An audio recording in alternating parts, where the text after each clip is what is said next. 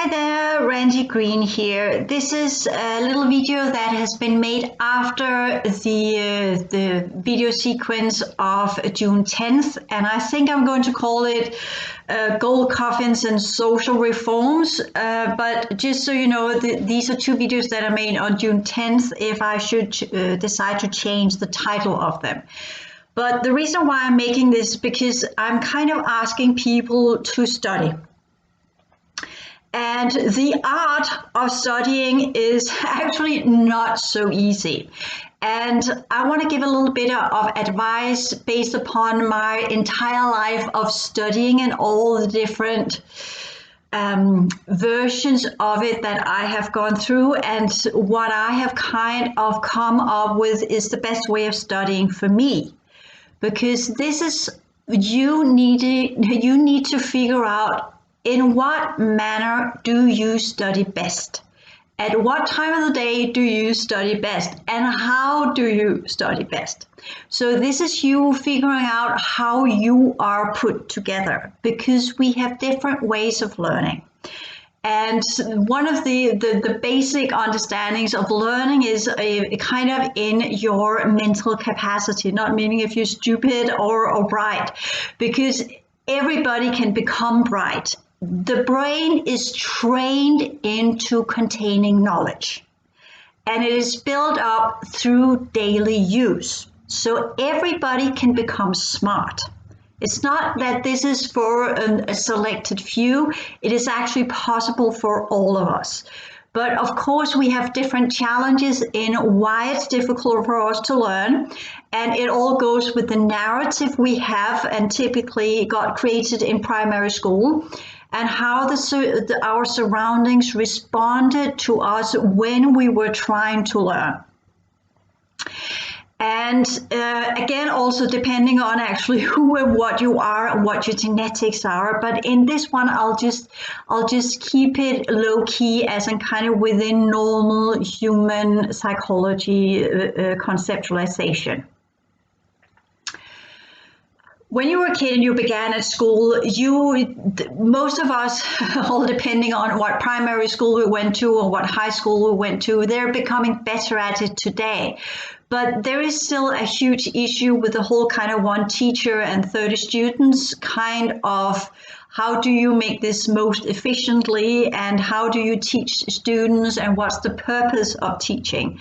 And the way our schools are constructed today actually goes with a German guy, I can't remember his name, but it's a kind of German mythology, and the original understanding of schooling were to create good workers, good soldiers, and good little citizens that would do whatever the legislators and the politicians asked of them. They were schooled to become good citizens.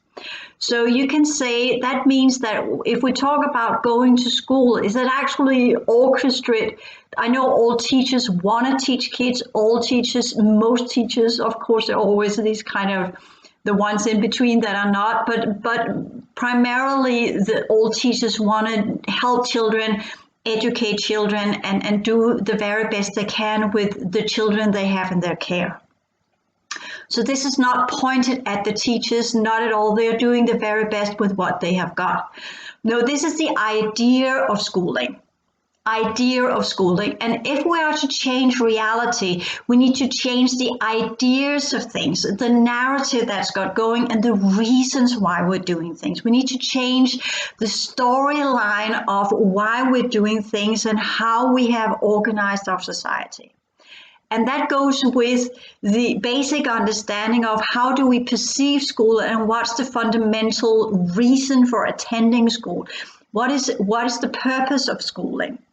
And if there subconsciously still is hidden beneath the idea that you just need to make good little robot citizens, then of course school will always be streamlined in a specific way, and there will not be an interest in individuality or in individual ways of learning.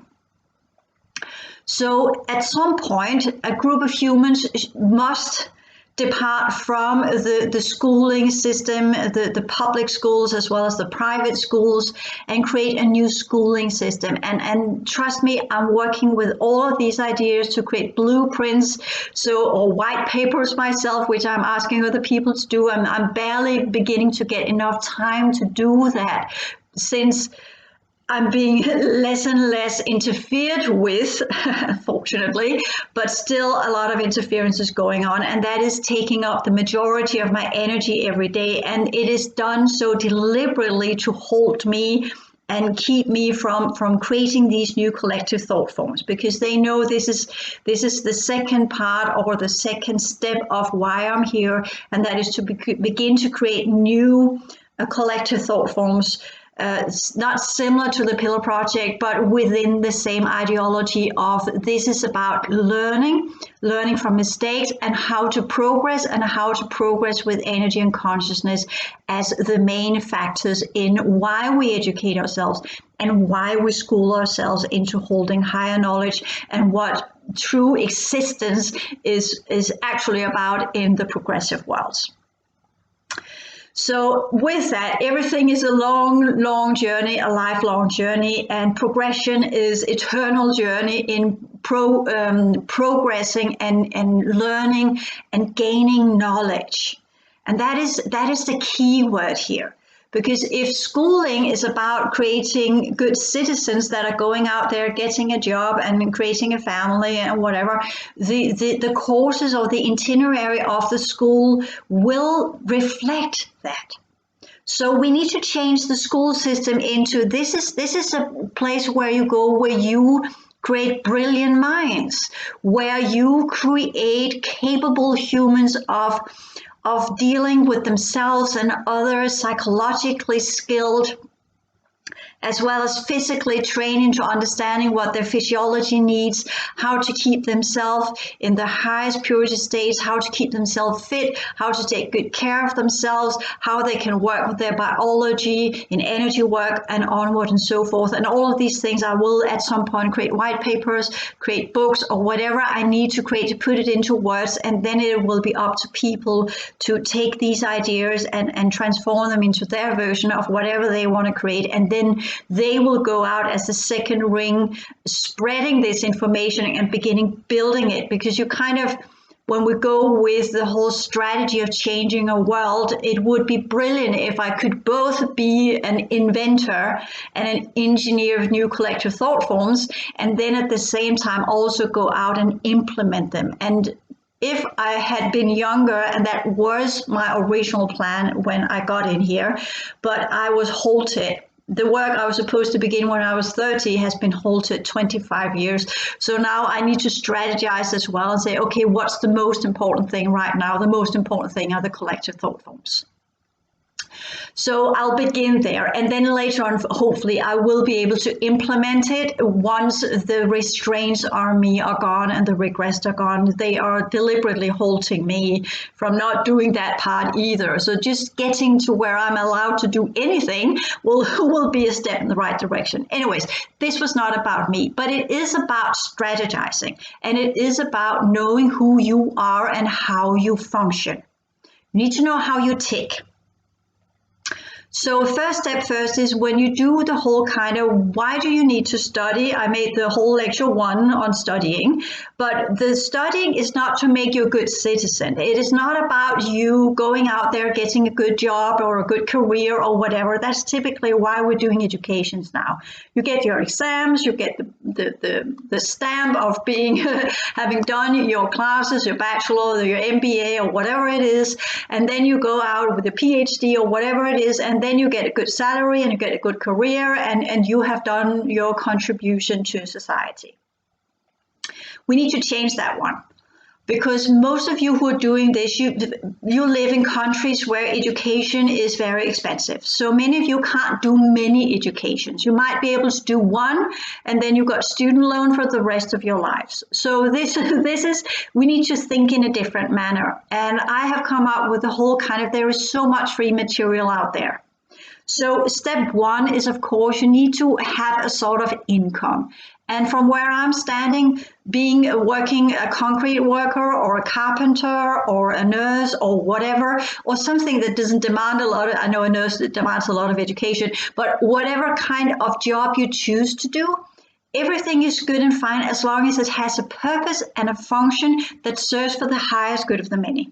And you can say, well, if I am kind of taking out the trash or driving the big, I don't know what's called in English, but the big vans that are cleaning up the streets from trash, that's kind of a dirty job. And I didn't want, personally, I wouldn't enjoy it because of the smell.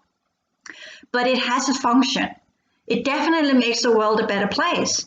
Or being a kindergarten teacher, or being a teacher, or whatever. Look into your professional work and see how you can change whatever you're doing into becoming something that has value for a better world, creating a better world that is kind of leading to some sort of progression. You can say that kind of has a vector that is driving your work into a higher unit of well-being for all. Okay, that should be the main choice of whatever work you're doing. It has to have a purpose seen in a bigger picture.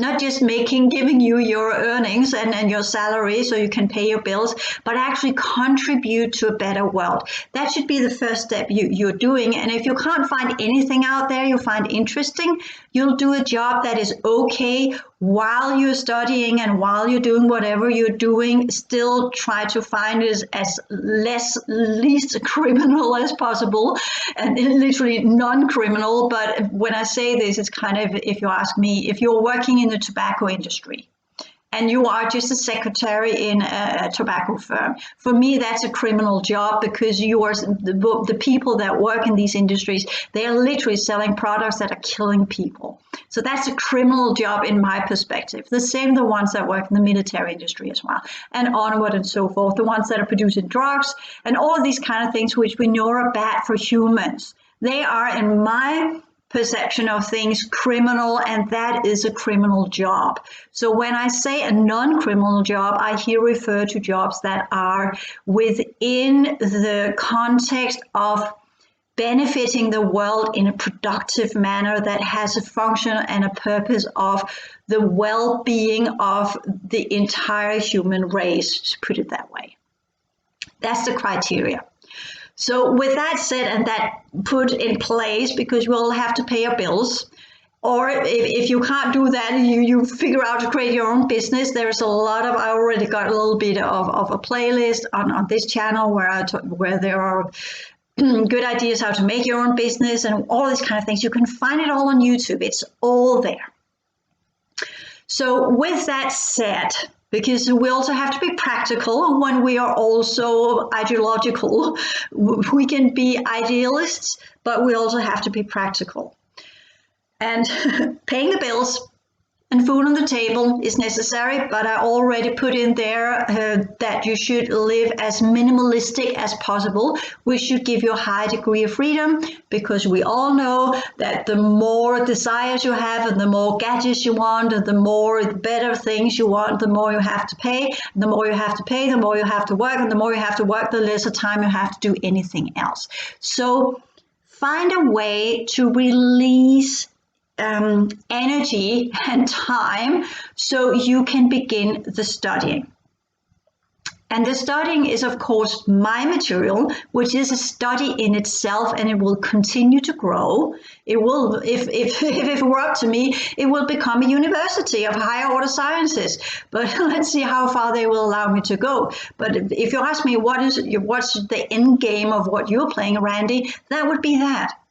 A university of higher order sciences, reforming the school system, reforming business, reforming healthcare, reforming the entire society. If it were up to me, I would do whatever I could to reform the entire world, reshaping it into its original composition, which is actually what reform means. Reform is to put it back into its original form. So that would be what I would be doing. And that is what I'm doing, trying to do. But with you as an individual, the strategy behind your study is important. So first step first is to understand, why do you study? And you need to make up your mind of why you're studying. The best thing would be to say, because I love it. I love studying. I love getting smarter. That would be good. That would be a good driving force. You have this eagerness and this thirst for knowledge, thirst for learning, because you find it fun and because you like learning new stuff and you like to challenge your brain and challenge yourself with difficult tasks of learning something and then feeling, yes, I did it, when you finally get it and your brain begins to produce combinations of information, all depending on what you have studied. And I talk about these brain patterns in the whole philosophy book, how the brain creates patterns and that all information are organized within this pattern. And eventually the brain will pull from these different sectors in your brain and combine the information. And that is where you will go from being a parrot that are just repeating what other people have taught you into becoming brilliant and a genius, is when your brain has got enough information and it has enough energy and you allow it to think in non-traditional ways, from where it will begin fostering its own ideas. Some of it will be mumbo jumbo, and until you have learned to discipline your brain, most of it will be ideas that are of not much use. But once you have trained your brain into being brilliant and conceptualize new ideas, and you understand how to make an idea something that can be implemented at the same time, that's training matter as well. You have to train it. It doesn't come naturally. Then your brain will begin to work in a different way. So the goal of studying is to train your brain. The same as the goal of physical training is to get a lean body and more muscle strength. The same with your brain. You don't educate yourself to become better so you're smarter and everybody will look up to you and say, oh, you're so smart, and you'll feel good about yourself and you're kind of, yeah, and you'll be the king of the hill. No, educating yourself and doing this voluntarily is from the perspective of developing your brain capacity, so that you can both work with physical energy as well as higher dimensional energies, and from both levels of your existence, combine the higher order energies into the lower order energies, from where we can begin to reform and develop our human sciences. So you need to think as yourself as a mad scientist that literally are working with ideas outside the box, but you know the rules of the game. And the rules of the game are the scientific method. And I'm not very good at the scientific method, which is also why I'm not going out there selling myself, having the scientific method as a strength. But I have enough in how to take ideas into something constructive and transforming them into something that is implementable, that can be implemented into society and into humans. And my psychotherapist skills helps me in that one. My many years of working with people help me with that one as well. But the most important background information for that is when I was working in business, and I was in human resource management. I was doing the recruiting as well as the whole kind of being part of, when later on I became a secretary for actually two CEOs and became their sparring partner and talked with them and had a lot of very interesting discussions with them off the table, of course, off the record, of course. But it was, in that point, including my, I have education business courses, which you could call an MBA, but it is a different version of it in Danish, and it's 12 years, or actually more, 20 years old, so it's a little bit outdated. It's called something else at the time, but it is about creating changes in companies. How do you do that? What's the implementation strategy? How do you educate people, get them back into workplace, and how do you implement the new knowledge that they have got? How do you upgrade the culture in a company? And all of these kind of things, which will be something I'll be looking at some point down the road, as we say it in Danish, later on when the time is for that, because I've got ideas for that one as well, reforming businesses and reforming business culture and reforming why we're going to work and why we attend work and what the purpose is of working, which should actually be to gain knowledge and to create a better future and to develop our society into a high performance culture. So that will come with that one. But with the strategy and the implementation process of knowledge, your self-studies, because this is you learning to study on your own because you want to study, not because someone tells you to. Because we all know that if someone tells you to do something, you're not really in. You're not really giving your full capacity. So you have to want it. You have to will it. You have to own it. Unless you own your own study, let me put it this way, the success rate will be very low. So first and foremost, you need to sit down, you need to figure out, okay, why do I need to educate myself? Because Brady tells me so. No, that's not the answer. The answer is because you go in meditation and you go deep in, and I already give you meditation exercises for free on my website. So you go in and you do these little steps to calm yourself down, and you do the double hand position, you put it on your heart field, and then you ask yourself, why should I educate myself? Why should I embark on doing free studies? And what should I do free studies in? So these are two questions. One, why? Two, what? First the why, then the what. And remember, you can't do everything. So pick a topic that has the biggest interest for you, as in kind of, you could say, well, it has to have a bigger purpose. So you could say, okay, I don't want to do my own business. I want to do my own business within, could be whatever.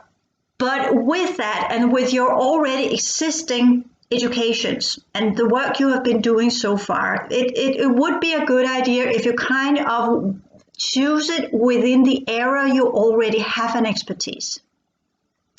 Meaning that if you want to go as a consultant within, for instance, marketing, and you've been working within marketing in businesses for ages, that would be an easy transition into you having your own business, but working with smaller businesses or small business owners, and you would do the marketing for them. But what do they need? You need to put your again yourself in another person's shoes. What would these small businesses need from me if you were that business owner and a marketing girl or boy came your way and said, well, I will do your marketing? What would that business owner, which you then choose, you see yourself, envision yourself as that business owner, what would you ask of the marketing provider? What would be necessary for you? And through that introspection into your future customer or whatever business you want to create, or your future boss or whatever, you envision what they would ask of you. What do they need from you? And you looking into business articles, you look into news, you look into different things on YouTube, you look up that topic, let's say psychology. You look as much up as you can. Where is the current psychology? How far had they gotten? What were they talking about in the 70s? What are they talking about now? Do a little bit of investigation here and there. You need to do research. Research is the first step. And the research is also where you kind of go and say, oh, yeah, well, it's not as exciting as I thought it would be, because, the human mind has a tendency to make things more exciting than they actually are. So when we get to the hard work, the labor of it is just kind of, yawn. That is way too boring. So you kind of lose interest in it. And you will discover, as you learn to research more and more, you will discover, at least I have, that although I know I need this background information because I can't invent a new plate out of the blue, I have to look into what's already existing there, so I won't make the same thing. So I kind of have an idea of where the collective is in terms of common knowledge, and then build from there. That's why I research. So when I begin something, I can use a little bit of the existing sciences and then reform it and transform it to its higher version, its higher order version. So that's why I research. I don't study to become brilliant at that topic, because if you ask me, and you already know that, I don't remember human sciences, the current density 1 sciences. I don't remember them per se. Some of the things I'm very good at remembering, but that's because they're very close to the higher order sciences, or the teachers that taught it were extremely visual, as for instance, Brian Greene. He's very visual. If you have the ability to look into his perception field, and that's not field intrusion because he's emitting it when he's talking, it's emitted into his perception field. You can see all the equations and you can see all of it around his head. And that makes him a very good teacher from my perspective, because I get it visually as well as auditory, as in hearing. So this goes again with what way do you learn the best? I am visual. No doubt about that. I talk in images, I think in images, I receive information in images. The other worlds are holographic. Everything goes with visuals.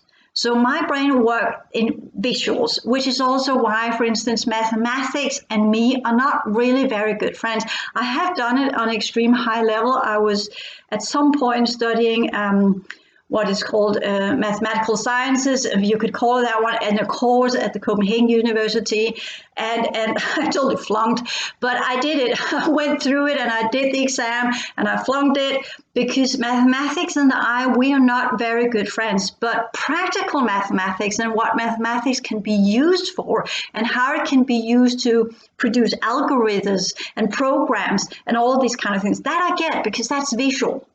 But the symbols, even though they are visual, it's just a symbol. Oh yeah, that's a lambda, and that's a sigma, and that's a whatever, and that's an equation. Yeah, but what it produces, I get, because that becomes something that you can use for something.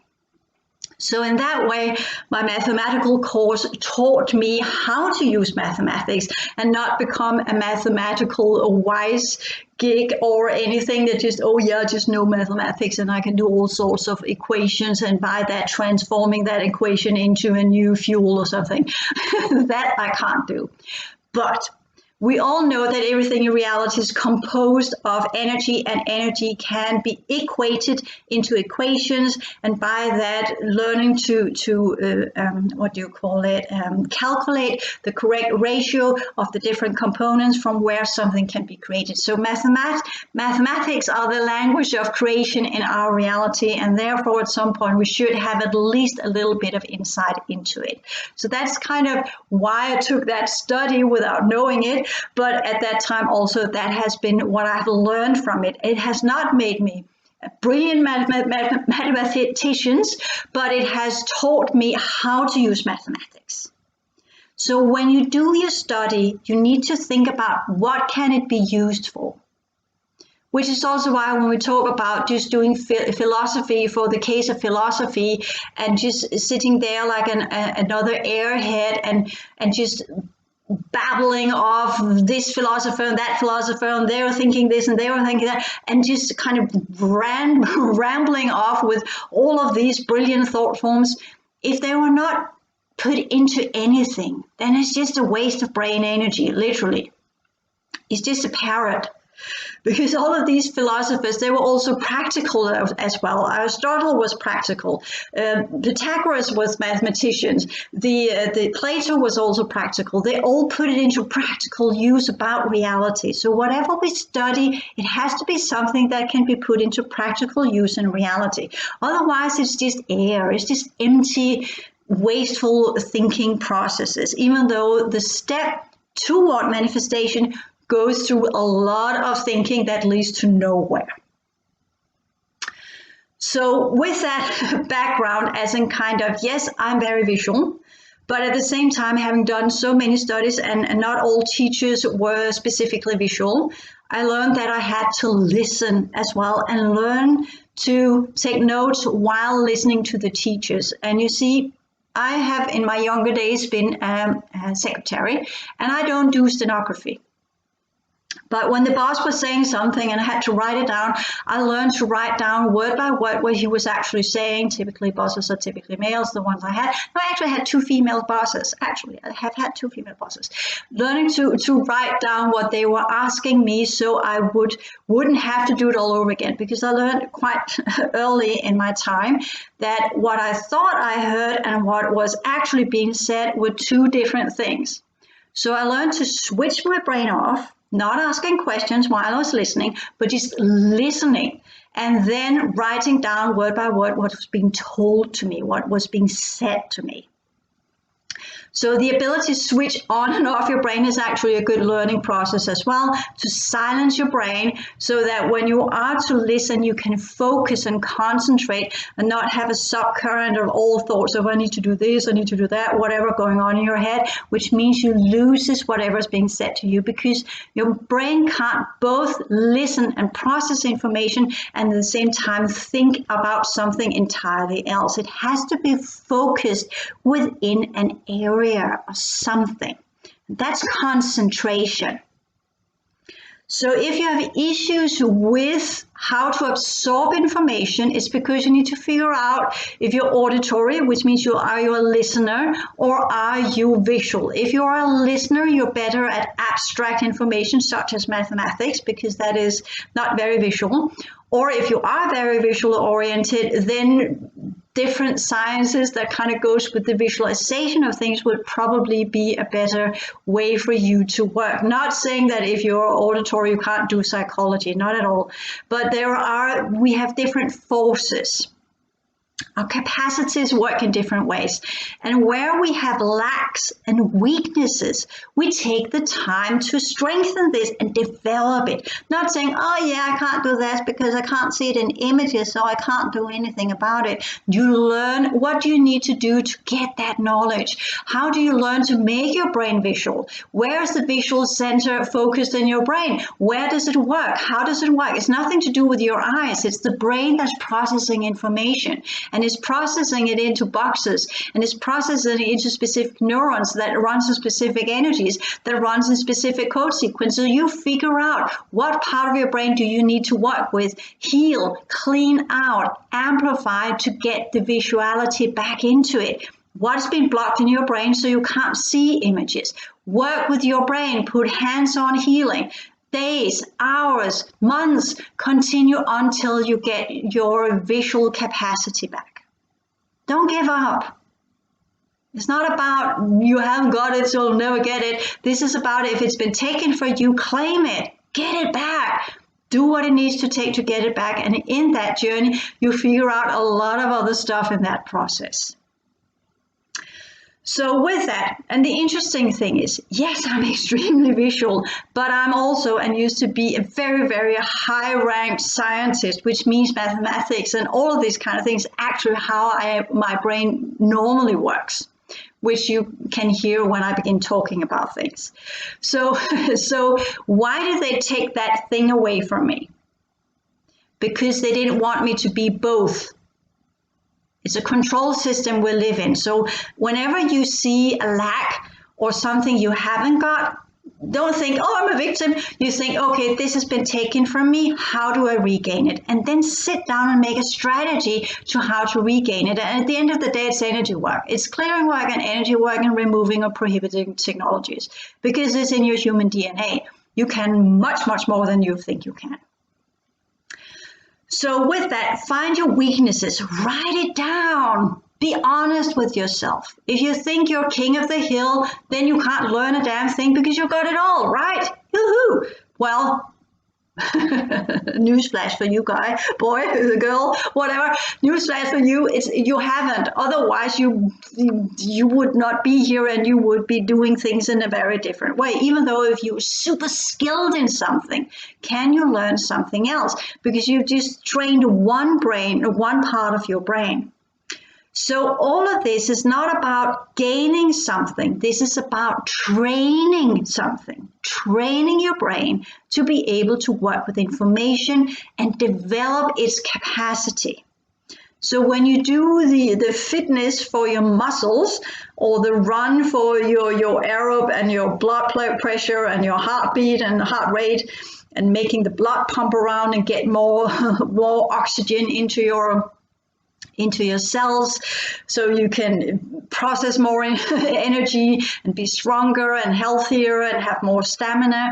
You have to think of your brain the same way, as well as your emotional habitus. But this is about the brain. It needs to be trained to work correctly. It needs to be formed, because your neurons are kind of working with, they work with it on electrical charges, as well as the blood, what you call it, not pressure, but you got the blood streams coming in and out, making the brain work in a correct way. The more blood that flows through, the better the brain is working. But this is together creating what's called the myelin sheets. And these are kind of little fat sheets that goes around the neurons. And the more the neurons specialize in one area, the more these sheets are created around the neuron, which makes it more efficient when the bloodstream flows through. So you have to train your brain to produce these little sheets of fat around the neurons so they can fire more efficiently. Otherwise, they just fire here and there like a gun with only powder and no bullet, and just like a firecracker or anything, and it doesn't really lead to anything. So everything goes with focus and concentration and a choosing of a topic. So pick one topic to begin with. But when you do that one topic, you need to have subtopics as well. For instance, if you do psychology, psychology technically grew out of philosophy. That's how it began. It was part of philosophy. But it also ties into religion. And technically today we also know that psychology ties into neurobiology as well as organic biology. So when you do psychology, just studying emotions for the sake of emotions themselves, in my opinion, would be futile. They need to be seen in the context of where it came from, what a human is and what a human is in reality, into where it has been used later on in the Middle Ages within religion, how it grew out of that and what it has developed into in the 18th and 19th century, how it has progressed into neurobiology, and how we can combine neurobiology and psychology into an understanding of, okay, if our brain is nothing but chemical reactions, and these chemical reactions come from the receptors of the brain due to impulses that goes out through the peripheral nervous system, goes into the glands, which then produce a specific type of hormones. These hormones are technically what we understand as emotions. Then what is that chemical response system? What ignites that chemical response systems? And how can we learn to change that chemical response systems by the way we think? Because it clearly is a combination between the firing of the brain and the chemical reactions of the body. So how do we learn to work with this? So we take the human emotions as a concept and an idea of subtle energy and implement it and implant it into neurobiology and the understanding of how the brain works and how the brain fires information and works in energetic patterns, which is also something I'm brewing on to create a new type of psychology that will hold these pieces of information into beautiful wholeness so people grasp the entire picture. When you do the philosophy and the background, the religion and philosophy of psychology is the historical background. And then you need to, the topic itself, and then into what future sciences can it lead to. That's why we get a brilliant mind that both knows the context and the historical background. So you know where it's coming from, the current expression of it compared to where people are today and how they're using it today, and then taking that one into what can it be used for in the future, and how can we combine, cross-relate to other sciences so that our sciences will stop being boxed within specific paradigms of each science, and then begin to do a cross-scientific study where we combine the different sciences into new ways of perceiving things, which will give us a more accurate understanding of each of the sciences, because none of these sciences were developed in a vacuum. They always relate to something else. Quantum sciences don't really get their full glory until they go into biology, as well as combining with the microbiota and the large biology as in human vessels, but also the microbiota, because the microbiota are part of what came from space, which were part of the things that kind of are still very much operational inside our reality. And the microbiota are very, very affected by the magnetic field around the planet, which is weakening, which means the cosmic radiation will affect these microbiota. These microbiota will affect biology, and they will create new bacteria and new viruses and new illnesses. But all of this goes into understanding microbiota, goes with the background radiation, that goes with Big Bang, that technically is the basic of quantum sciences, which then go into the subparticles and into the fields of everything that is behind reality. So if you technically want to eradicate illness, you have to go to the quantum fields to change the energy radiation of the microbiota and take them out of their potent state and altering their construction, their frequencies, so they radiate in a in a not so dangerous way for the human biology. And then we need to go in and working with, okay, how do quantum sciences affect the larger muscular, the cellular structures through the different DNA coding, which is also kind of microbiota if you want, and then changing the code sequences of that. Again, quantum sciences can be used for a lot of stuff, but not in envisioning and not through technology. Again, quantum sciences need to be seen in the context as a bridge into the fourth dimension and the fifth dimension. And not until they get that will they get the fields onto which our reality is created. And again, working with the holographic programming and understanding what a hologram actually is, and not a two-dimensional event line as they're working with now. So again, sciences need to be combined to truly understand their potence. Not until we learn to do that will we truly lift our sciences up to a higher level. So the yearning for learning should be what drives you. Yearning for learning. Okay, so this is what you need to do, and it's also training. Training again and again and again, so you build the brain structure that can process information. So that should be your strategy of why you need to learn, and how you then do it will be all up to you. You will figure out what time during the day where you're most awake. And many of you have learned, oh, I need to study 45 minutes and then I'll take a break. Well, not everybody works that way, all depending on the interest in the topic. Most of us go tired before we even get there, and our brain begins to wander off, and then we become inefficient. So learning the right way is also about being efficient. It is better to study extremely focused and concentrated for 10 minutes, do something else, which is in a relation to that. It could be you read something and then you find something on the internet, you look up the background information or something else that supports the pattern. I'll talk about creating patterns in the whole philosophy as well. And then you can return to your book and read another focused 10 minutes, or you can read the same passage again, seeing what you now, with the new background information, what you will actually get out of the book when you read it a second time.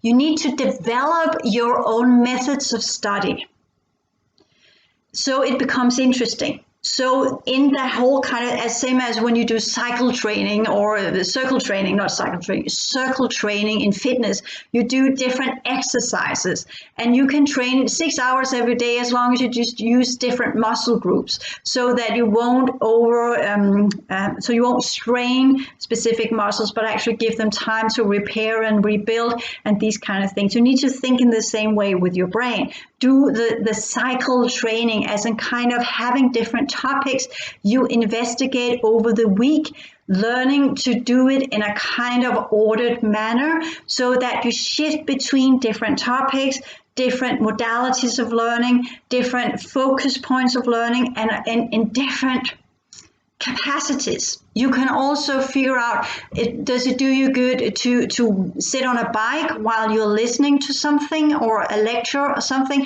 How do you learn best? Do you learn best by sitting still, or do you learn best by walking and listening? What is your most efficient learning capacity? Not what you've been taught in school, sitting on your on your butt and listen. That might not be the best way for you. If you've got a lot of excess energy and you've got a little bit of ADHD, it's better to be on the move, to do something while you're learning, and you will discover that your physical form being occupied with something else releases the brain to think in a different capacity, to absorb information, because the body is being satisfied with physical activity. There's a lot more I could say to this, but I'll leave it to this as an inspiration. So, as with everything else in our lives, we need to reinvent ourselves in everything you're doing. Just because you were taught to do it that way does not mean it's the best way. You need to figure out what's the best way for you. What works the best way for you? And then you need to make a strategy. And then you need to focus on where can you implement it and how you're going to implement it. And you need to find a purpose with it and the goal of why you're doing it. And then you need to figure out if it's something you really want to do. Does it speak to you? Do you want to own it? Do you really want to have it? And what is driving you towards that goal? You need to be very clear with yourselves why you're doing what you're doing. The best thing is, of course, the yearning for learning, because you want to do it, because you find it exciting. But we also know some topics are not very exciting, but we have to do them to be better at the topic where we actually are excited. So some of it is just sheer labor, and others is more exciting, where we can find the thrill of studying something where you really get the, aha, I get it, eureka, I get it. And again, that joy of doing it, including with the pride of feeling how your brain is developing. Now, when you do the normal human sciences, it's not about you becoming a genius within these sciences. These are just the prelude for the higher order sciences. But if you haven't got that knowledge base and that basic structure of processing complicated information, you can't process the higher order sciences either. And that great genius you could have become in density 2 sciences will never get its chance. So at the end of the day, it is a matter of progression. It is a matter of progressing yourself, because what is life about if not development and progression? Making yourself into something that is 10 times better than you are now, and in a way and in a manner where you have put in the strategy, where you have created your training program, where you have created your own way of learning stuff, so that you can come out on the other end with lead innovations, with new thoughts, with new types of businesses, with new ideas nobody has ever thought of, because everybody within the general system are forced into thinking in specific boxes. And yes, it would be good to have a bachelor in this and that, whatever, and a lot of papers and a lot of exams. And that would be good, because that gives you credentials, which is technically why I have it. And I've taken the time to take these things, because that's how our society works. But we also know that if you are an entrepreneur and you can invent stuff that can make a change and then can be put into production, if you find the investors, again, go to YouTube. There's a lot of information out there. I even got a little series of lead innovations on the Randy Green channel. You can watch that as well. If you have that brilliance, you don't need papers on anything. You just need people who believe in your product and believe in you and believe in what you're creating.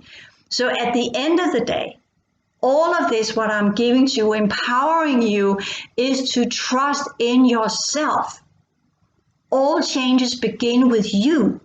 And the only thing that prohibits you, technically, aside from the technologies and the snakes and the shit, is basically, psychologically speaking, the narrative you have of yourself, your storyline, what you think about yourself, and how you perceive yourself.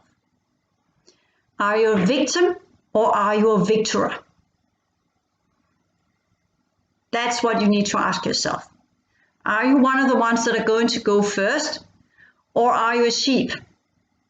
And I am doing my very, very best not to educate sheeps, but making them into brilliant leaders, innovators, and forefront of everything. And they can be as much sheep as they like, but they are very brilliant sheep.